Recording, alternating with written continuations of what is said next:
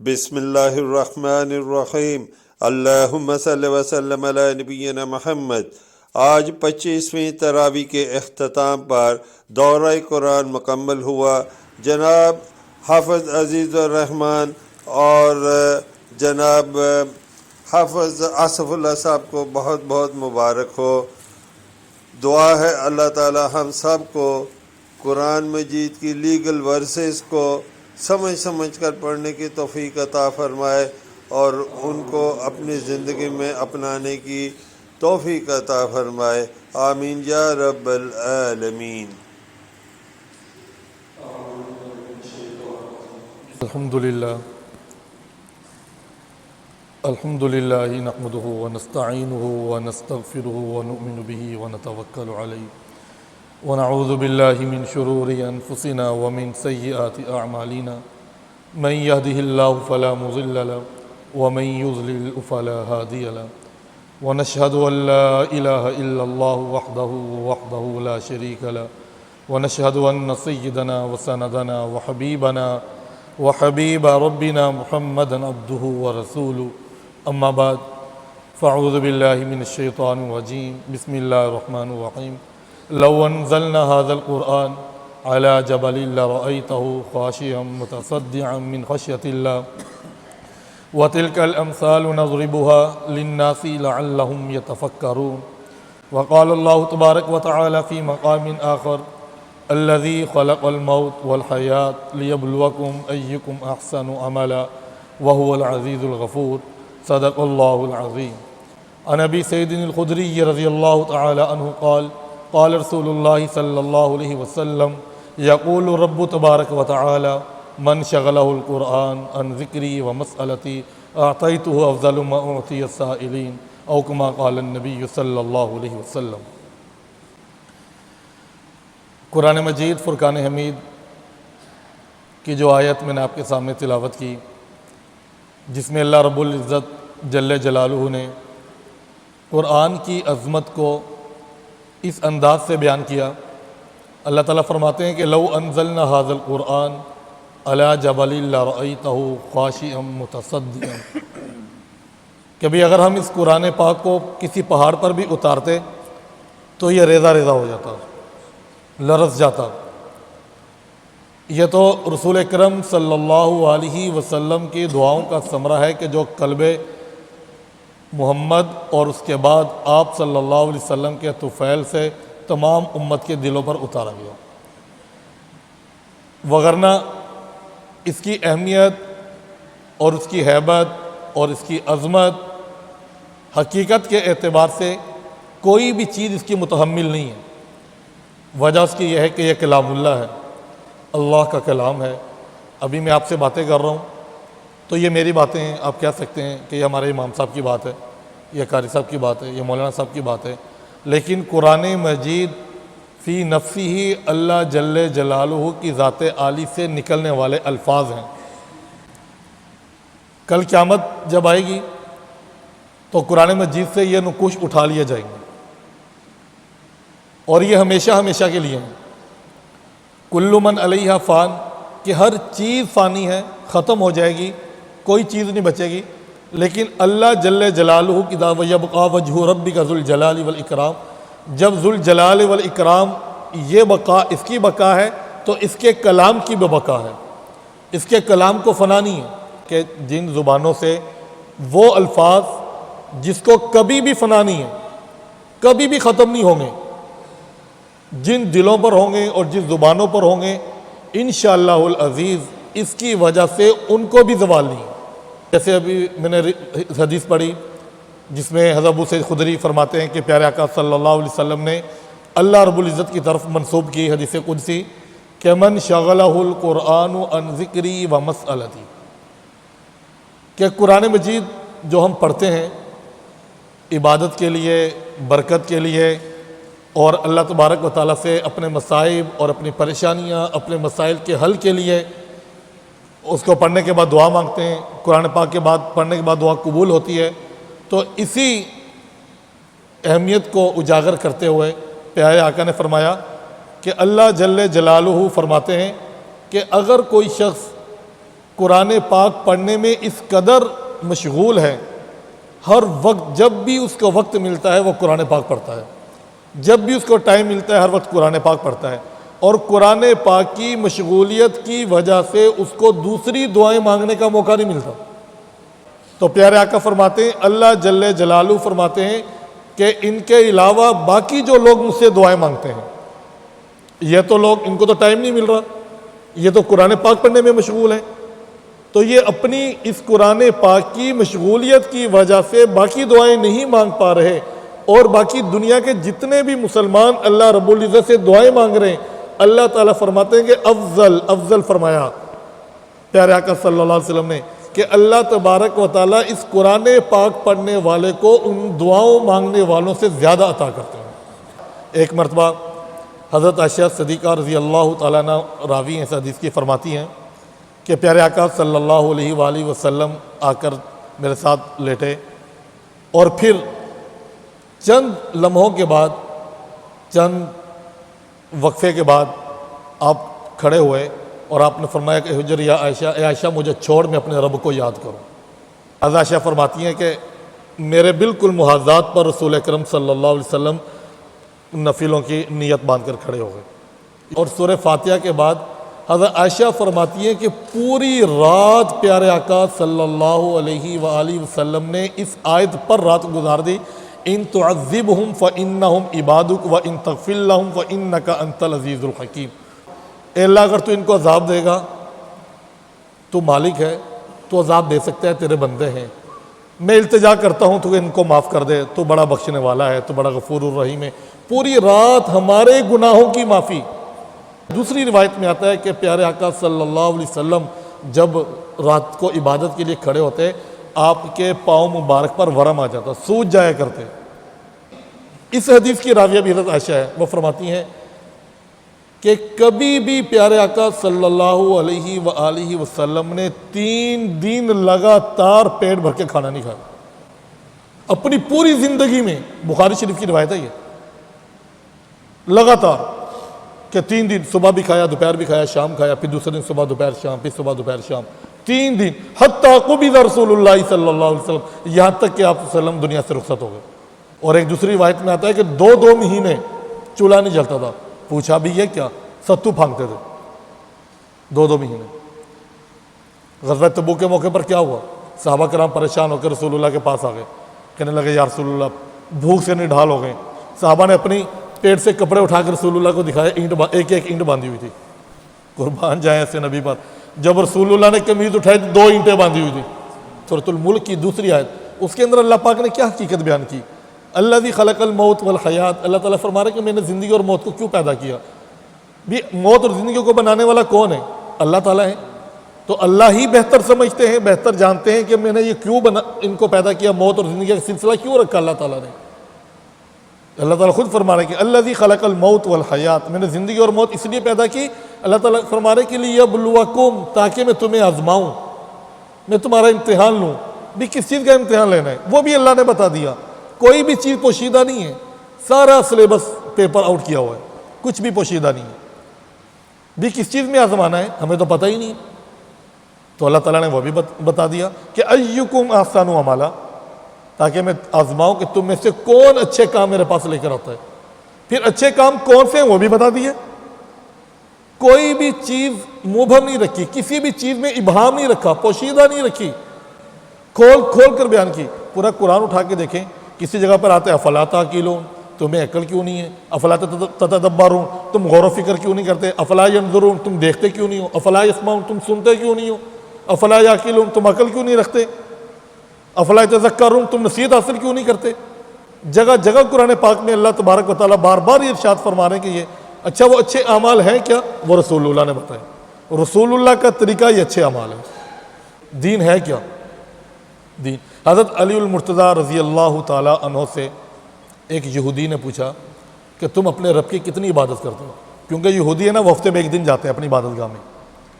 انہوں نے 1 دن مقرر کیا ہو، اتوار کا، کبھی ہفتے کا، کبھی اتوار کا، عیسائیوں نے میرے خیال میں ہفتے کا دن، تو 1 دن مقرر کیا ہوا۔ تو حضرت علی المرتضیٰ سے پوچھا کہ بھی آپ کیا کرتے ہو؟ حضرت علی المرتضیٰ شیر خدا رضی اللہ تعالیٰ عنہ نے فرمایا کہ ہم 24 گھنٹے اپنے رب کی عبادت کرتے ہیں۔ وہ کہنے لگا یہ تو ہو ہی نہیں سکتا، یہ کیسے ہو سکتا ہے کہ 24 گھنٹے اپنے رب کی عبادت؟ کیا تم لوگ سوتے نہیں ہو؟ تمہارے گھر بار نہیں ہے، بیوی بچے نہیں ہیں، کاروبار نہیں ہے، بزنس نہیں ہے؟ تو حضرت علی المرتضیٰ شیر خدا رضی اللہ تعالیٰ نے فرمایا کہ ہمارا ہر کام ہمارے نبی کے طریقے کے مطابق ہے، اور جو کام نبی کے طریقے کے مطابق کیا جائے وہ عبادت ہے۔ ہمارے کام کو کرنے کے 2 طریقے ہیں۔ یہ کوئی بھی چیز ہے ہماری ضرورت ہے، وہ ہم نے کرنی ہی کرنی ہے، اس کے بغیر ہمارا چارہ کار نہیں ہے۔ کوئی بھی چیز، کاروبار ہے ضرورت ہے، ملازمت ہے ضرورت ہے، شادی بیاہ ہے ضرورت ہے، گھریلو زندگی ضرورت ہے، کھانا پینا سب کچھ یہ ضرورت ہے۔ ابھی مثال ہے، پانی ہے ضرورت ہے، پیاس لگے گی پئیں گے، نہیں پئیں گے تو آگے سے آگے بیماری بڑھتی جائے گی اور دی اینڈ موت۔ تو آخر مجبوری ہے، ضرورت ہے، پانی پینا ہے۔ اب پانی پینے کے 2 طریقے ہیں۔ ایک طریقہ تو یہ کہ پیاس لگی پانی اٹھایا اور پی لیا، پیاس تو بجھ گئی، جس مقصد کے لیے پیا تھا وہ مقصد حل ہو گیا، بھی پیاس بجھانی تھی، زندگی بچانی تھی، وہ مسئلہ حل ہو گیا۔ لیکن اگر پانی پینے سے پہلے صرف 3 سیکنڈ، منٹ نہیں سیکنڈ پہلے اگر یہ دیکھ لیا جائے، یہ سوچ لیا جائے کہ میرے پیارے آقا صلی اللہ علیہ وآلہ وسلم نے پانی کس طریقے سے پیا، یہ پانی پینا خدا کی قسم یہ عبادت بن گیا۔ صرف پانی پینے پر 4 سنتیں ہیں، 4 طریقے۔ پانی کو دیکھنا سنت، بسم اللہ پڑھنا سنت، 3 سانس میں پڑھنا سنت، اگر بیٹھنے کی جگہ میسر ہے تو بیٹھ کر پینا سنت۔ اور آپ صلی اللہ علیہ وسلم کا فرمان ہے کہ من تمسک بسنتی عند فساد امتی فلہ اجر 100 شہید۔ آپ نے فرمایا کہ جو شخص میری ایک سنت کو زندہ کرے گا، مضبوطی سے تھام لے گا، کب؟ عند فساد امتی، جب میری امت فساد کے عالم میں ہوگی۔ تو علماء نے لکھا ہے یہ فساد کا عالم ہے، نفسا نفسی کا عالم ہے، ہر طرف دجالی فتنے چھائے ہوئے ہیں، ایمان کی حفاظت مشکل ہے، قدم قدم پر ایمان بچانا مشکل ہے، آگے پتہ نہیں کیا حالات ہوں گے۔ تو ایسے موقع پر آپ نے فرمایا کہ عند فساد امتی، جب میری امت فساد کے عالم میں ہوگی، ایسے وقت میں میری ایک سنت کو جو زندہ کرے گا، دو روایت آتی ہے۔ ایک روایت میں آتا ہے کہ فلاح اجر 100 شہیدین، اس کو 100 شہیدوں کا ثواب ہے ایک سنت زندہ کرنے پہ، اور ایک روایت میں آتا ہے کہ ایک شہید کا ثواب ہے۔ اور شہید کیا ہوتا ہے؟ اللہ تبارک و تعالیٰ کی طرف پیارے آقا نے فرمایا قرآن میں بھی ہے کہ بل احیاء عند ربہم یرزقون، شہید کبھی مرتا نہیں ہے، ان کو رزق دیا جاتا ہے، اس کے سارے گناہ معاف ہیں۔ یہ اللہ تبارک و تعالیٰ نے سورۃ العبس میں 30ویں سپارے کی آخری آیات میں بڑا زبردست اور خوبصورت انداز میں ہمیں نیکی سمجھائی کہ نیکی ہے کیا، اس کی ویلیو کیا ہے، اس کی عظمت کیا ہے، اس کی اہمیت کیا ہے۔ دیکھیں، یوم یفر المرء من اخیہ و امہ و ابیہ و صاحبتہ و بنیہ ونضع الموازین القسط لیوم القیامہ، کل قیامت کے دن جب انصاف کا ترازو رکھیں گے، اللہ تعالیٰ فرما رہے ہیں ونضع، ہم رکھیں گے لیوم القیامت، قیامت کے دن انصاف کا ترازو، اس کے اندر سب کے نامہ اعمال تولے جائیں گے، انصاف ہوگا، کوئی کسی کو خرید نہیں سکے گا۔ تو وہ جب تولا جائے گا، جب کوئی ایسا شخص آئے گا اس کی نیکیوں میں اس کے گناہوں میں ایک نیکی کا فرق ہوگا، اللہ تعالیٰ فرمائیں گے جا ایک نیکی لے کر آ جا اور میں تجھے جنت میں داخل کر دوں۔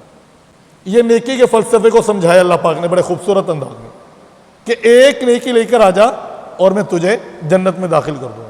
اب کیا ہوگا؟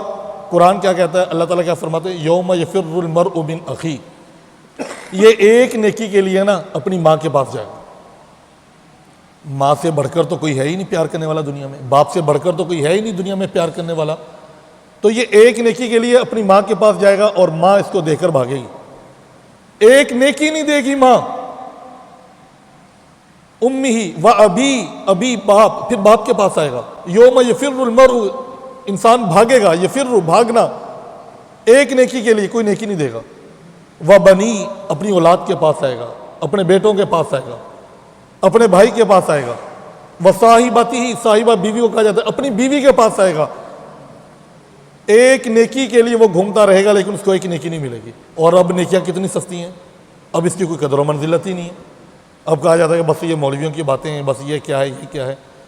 اور ایک مرتبہ سبحان اللہ کہہ دینا، صحیح حدیث میں آتا ہے کہ جنت میں ایک ایسا درخت لگ جاتا ہے جس کے سائے میں اگر عربی نسل کا گھوڑا 100 سال تک بھی بھاگتا رہے تو اس کا سایہ ختم نہ ہو۔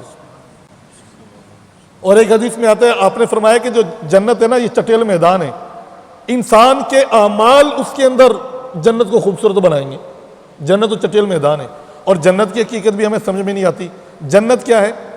سب سے آخری انسان جو جہنم سے نکلے گا، ایمان والے نکلیں گے نا۔ اللہ تعالیٰ سے دعا ہے، اللہ تعالیٰ پیارے آقا کے صدقے ہم سب کو اول والا میں جنت نصیب فرمائے۔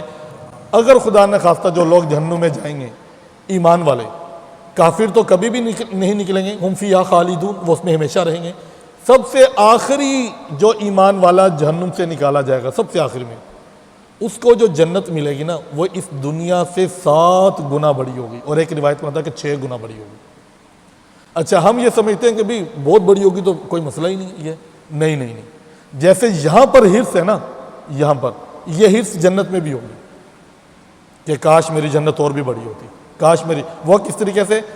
عام روٹین کے مطابق حدیث میں آتا ہے، ایک شخص جو جنتی ہوگا، اپنی جنت میں ہوگا، اچانک کسی دن اس کو ایک بڑی خوبصورت سی، بڑی VIP قسم کی اس کو خوشبو آئے گی، جو اس کی جنت میں اس سے پہلے کبھی اس کو نہیں آئی ہوگی۔ تو وہ اپنے غلمان سے، خدام سے، اپنی حوروں سے، فرشتوں سے پوچھے گا کہ خیر تو ہے، آج جنت کے اندر بڑی عجیب سی خوشبو آ رہی ہے۔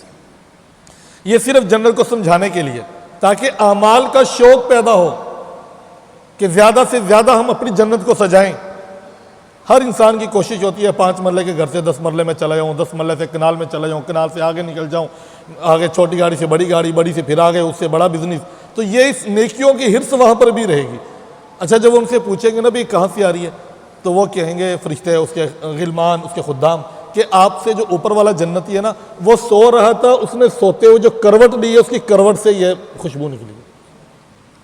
عجیب۔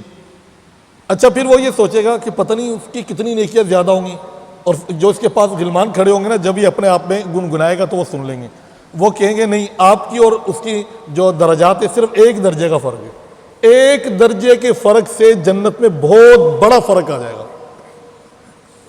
دنیاوی اعتبار سے یہ لگا دیں کہ 100 روپے اور 1 ارب روپے، 100 اور ارب کے اندر کبھی بھی مماثلت نہیں ہے۔ 100 اور یہ تو ایک میں ادنا سی مثال دے رہا ہوں اپنے الفاظ میں، لیکن مثال بنتی نہیں ہے کہ ایک نیکی کے 1 درجے سے جو جنتوں میں فرق آئے گا، جو جنتوں میں فرق آئے گا۔ اور یہ اللہ پاک نے، اچھا عجیب، آخری بات پھر بعد میں بات ختم کرتا ہوں، قرآن مجید میں، فرقان حمید میں، اور اسی طریقے سے کہ حدیث کے ذخیرہ آپ اٹھا کے دیکھ لیں، کہیں بھی اللہ رب العزت نے جہنم کے ساتھ ایمان والوں کا تذکرہ نہیں کیا، کہ جہنم ایمان والوں کے لیے نہیں بنائی، کہیں بھی۔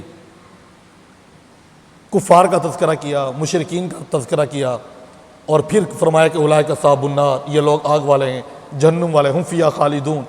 اچھا، جہاں پر ایمان والوں کا تذکرہ کیا نا، وہاں پر زیادہ تر اللہ رب العزت نے وہ بشیر کا لفظ استعمال کیا کہ ان کو خوشخبری دے دو، ان کو خوشخبری دو۔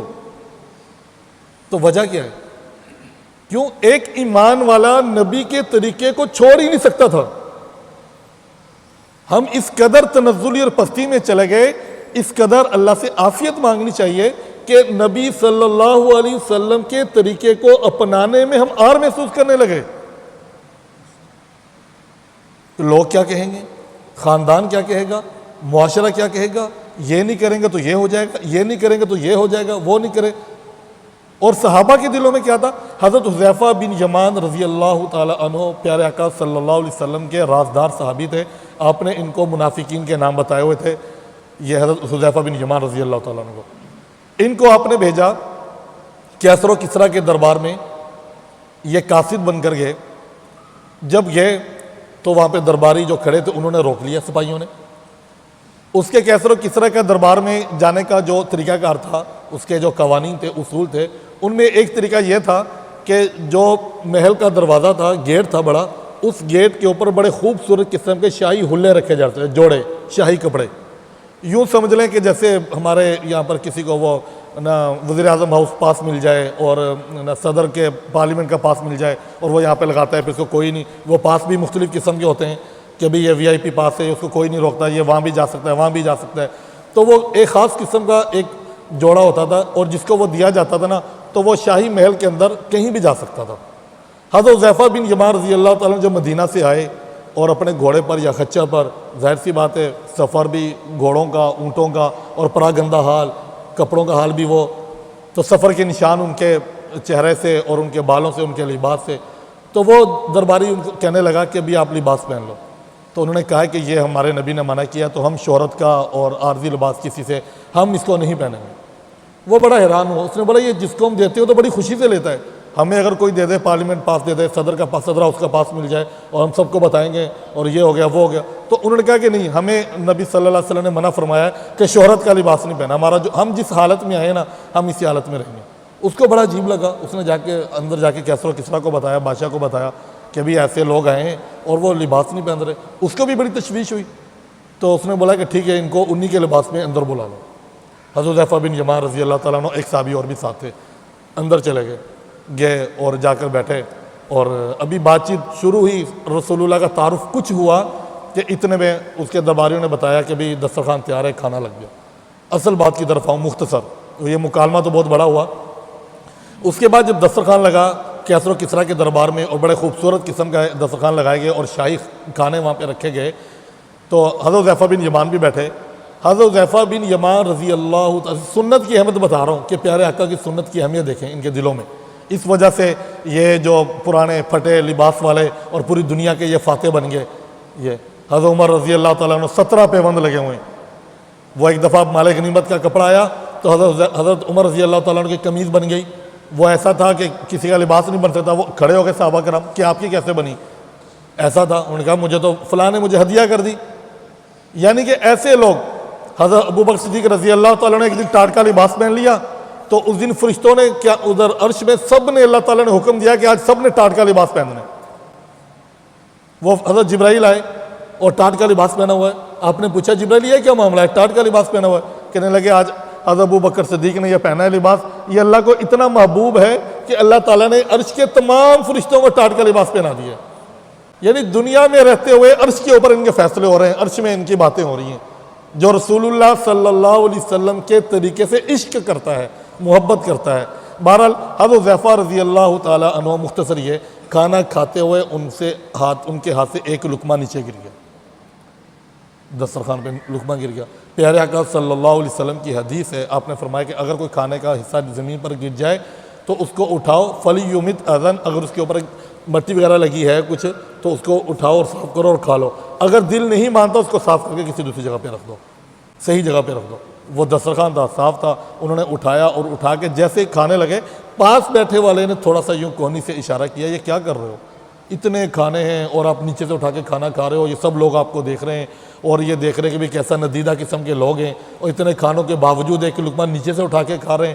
اور اس کے بعد آپ نے مذاکرات بھی کرنے ہیں اور ابھی سے آپ کی ویلیو اور آپ کی اہمیت ان کے دلوں سے نکل جائے گی. یہ تو بولیں گے تو ایک لقمہ نیچے پڑا ہوا اور اتنے کھانے پڑے ہوئے. اس موقع پر حضرت حذیفہ بن یمان رضی اللہ تعالیٰ نے کیا فرمایا؟ اترکو سنت رسول اللہ صلی اللہ علیہ وآلہ وسلم لہؤلاء الحمقاء. آپ نے فرمایا کہ ان احمقوں کی وجہ سے میں اپنے محبوب کی سنت کو چھوڑ دوں؟ اگر صرف یہ جملہ ہمارے دماغوں میں بیٹھ جائے نا کہ میں کسی کی بھی خاطر نبی کی سنت کو نہیں چھوڑ سکتا، نبی کی سنت کو اپنانے میں دلوں کے اندر جو نور پیدا ہوتا ہے نا، اور وہ آپ نے خود فرمایا کہ بھی کل بدعت ضلالہ کل ضلالۃ فی النار، اور وہ بھی یہ ہر بدعت گمراہی ہے اور گمراہی جہنم میں لے جانے والی ہے، اور جو سنت ہے یہ ہمیشہ کس طرف لے جانے والی ہے؟ اجالا ہے، نور ہے، یہ دلوں کو روشن کرتا ہے، منور کرتا ہے. اور نبی کا طریقہ جب زندگیوں میں آئے تو انسان کبھی بھی ناکامی کی طرف نہیں جا سکتا، ہمیشہ کامیابیوں کی طرف آئے گا. اس وقت جو ہمارے ضرورت ہے ہمیں قرآن کے مطابق اپنی زندگی کو لانا. قرآن ہی ایک واحد حل ہے اس دور میں، اس پرفتن دور کے اندر. اگر ہم نے اپنے ایمان کی، اپنے نسلوں کی، اپنی اولادوں کی حفاظت کرنی ہے تو قرآن کو مضبوطی سے پکڑ لو. اور اس کے ساتھ ساتھ آپ نے فرمایا کہ میری سنت کو، اور یہ حدیث بھی آپ کی لن تضلوا ابدا، کہ تم لوگ میرے بعد ہرگز گمراہ نہیں ہوں گے جب تک کہ تم ان دونوں کو مضبوطی سے پکڑ کر رکھو گے. اور وہ کیا ہے کہ قرآن پاک ہے اور پیارے نبی صلی اللہ علیہ وسلم کی سنت ہے، آپ کا طریقہ ہے. یہ حدیث ہے آپ کی کہ جس کے دل میں رائی کے دانے کے برابر بھی ایمان ہوگا وہ جہنم سے نکالا جائے گا. حدیث بھی تو ہے نا، آپ رات میں سنی ہوگی کہ اللہ تعالیٰ کے وہ 3 لپ جو ہیں، حصیات، بخاری اور مسلم شریف کی روایت ہے کہ بھی اللہ تعالیٰ جب رسول اللہ صلی اللہ علیہ وسلم غمگین ہوں گے، پوچھیں گے کہ اے میرے محبوب تو کس چیز سے راضی ہے؟ تو آپ فرمائیں گے کہ یا اللہ میری امت تو وہاں پر ہے، میں کیسے خوش ہو جاؤں؟ آپ تو تڑپ رہے ہوں گے۔ کل قیامت کے دن، معاشر کے دن، ہر نبی کی زبان پر ایک ہی لفظ، یا رب نفسی، یا رب نفسی، اے رب میں، اے رب میری جان۔ صرف پیارے آقا کی زبان اقدس سے آپ کا اور میرا نام ہوگا، یا رب امتی، یا رب امتی، یا رب امتی، اے رب میری امت، اے رب میری امت۔ قیامت کے دن بھی یہی۔ اس کے بعد حدیث میں آتا ہے کہ اللہ تبارک تعالیٰ جسم سے پاک ہیں۔ وہ بہرحال جو الفاظ ہیں وہ حسیات عربی زبان میں یہ لب کو کہا جاتا ہے، یوں اللہ تعالیٰ لب کو بھریں گے۔ اس کی کیا شان ہے اسی کو پتہ ہے۔ اس میں پتہ نہیں کتنے لوگ، کروڑوں اربوں، پتہ نہیں کتنے لوگ، وہ اللہ تعالیٰ اپنے حسیات کو 3 بھریں گے اور وہاں سے اٹھا کے جنت میں داخل کریں گے ان کو۔ تو بہرحال اس وقت جو دعا ہے اس پرفتن دور کے اندر وہ یہی ہے سب سے بڑی دعا کہ اللہ تبارک و تعالیٰ ہمارے ایمانوں کی حفاظت فرمائے اور ایمان کے ساتھ اللہ جل جلالہ ہمیں دنیا سے لے جائے۔ دعا فرمائیں کہ اللہ تبارک و تعالیٰ ہمیں ان پر عمل کی توفیق عطا فرمائے۔ الحمدللہ رب العالمین والعاقبۃ للمتقین والصلاة والسلام علی سید الانبیاء والمرسلین۔ اللہم اہدنا فیمن ہدیت وعافنا فیمن عافیت وتولنا فیمن تولیت وبارک لنا فیما اعطیت وقنا شر ما قضیت فإنک تقضی ولا یقضى علیک انہ لا یذل من والیت ولا یعز من آدیت تبارکت ربنا وتعالیت نستغفر اللہ ونتوب الیک وصلی اللہ علی النبی الکریم۔ اللہم اغفر لنا، اللہم اغفر لنا، اللہم اغفر لنا وللمؤمنین والمؤمنات وللمسلمین والمسلمات۔ اللہم اصلح ذات بینہم والف بین قلوبہم۔ اللہم اشدد وطأتک علی اليہود والنصارى والمشرکین والہندوس والصلیبیین۔ اللہم لعن الکفرۃ والیہود والنصارى والمشرکین والہندوس والصلیبیین۔ اللہم لعن الکفرۃ والیہود والنصارى والمشرکین والہندوس والصلیبیین۔ اللہم احفظ المسجد الاقصی من اليہود الغاصبین۔ اللہم احفظ المسجد الاقصی من اليہود الغاصبین۔ اللہم انصر الاخوان المجاہدین فی کل مکان۔ اللہم انصر لاخواننا فی غزہ۔ اللہم انصر لاخواننا فی فلسطین۔ اللہم اعز الاسلام والمسلمین۔ اللہم اید الاسلام والمسلمین۔ اللہم ارنا الحق حقا وارزقنا اتباعہ وارنا الباطل باطلا وارزقنا اجتنابہ۔ اللہم احسن عاقبتنا فی الامور كلها واجرنا من خزي الدنيا وعذاب الآخرة۔ اللہم اجرنا من النار، اللہم اجرنا من النار، اللہم اجرنا من النار۔ اللہم ربنا لا تؤاخذنا ان نسینا او اخطأنا، ربنا ولا تحمل علينا إصرا كما حملته على الذين من قبلنا، ربنا ولا تحملنا ما لا طاقة لنا به، واعف عنا واغفر لنا وارحمنا أنت مولانا فانصرنا على القوم الكافرين، أنت مولانا فانصرنا على القوم الكافرين۔ اللهم ربنا آتنا في الدنيا حسنة وفي الآخرة حسنة وقنا عذاب النار۔ اللهم ربنا هب لنا من أزواجنا وذرياتنا قرة أعين واجعلنا للمتقين إماما۔ ربنا ظلمنا أنفسنا وإن لم تغفر لنا وترحمنا لنكونن من الخاسرين۔ اللهم إنا نسألك خير الدنيا والآخرة، اللهم إنا نسألك خير الدنيا والآخرة، اللهم إنا نسألك العفو والعافية في الدنيا والآخرة، اللهم إنا نسألك الجنة ونعوذ بك من النار، اللهم إنا نسألك الجنة ونعوذ بك من النار، ونعوذ بك من النار، اللهم إنا نسألك الجنة ونعوذ بك من النار، اللهم إنا نجعلك في نحورهم ونعوذ بك من شرورهم، اللهم إنا نجعلك في نحورهم ونعوذ بك من شرورهم، اللهم اكفنا كل مهم من حيث شئت ومن أين شئت، ولكن حجة الإيمان عند الممات بعفوك وإحسانك يا خير المسؤولين یا رب العالمین، یا الہ العالمین۔ اے میرے مولا کریم، جب تک یہ زندگی ہے پیارے آقا صلی اللہ علیہ وسلم کے طریقوں کے مطابق ہمیں بقیہ زندگی گزارنے کی توفیق عطا فرما۔ یا الہ العالمین، جب ہم اس دنیا سے جائیں زبان پر تیرا ہی کلمہ جاری ہو، لا إله إلا الله محمد رسول الله. اللهم صل على سيدنا محمد النبي الأمي وعلى آله وسلم تسليما. وصلى الله تعالى على خير خلقه محمد وآله وأصحابه وأهل بيته أجمعين برحمتك يا أرحم الراحمين. آمين آمين.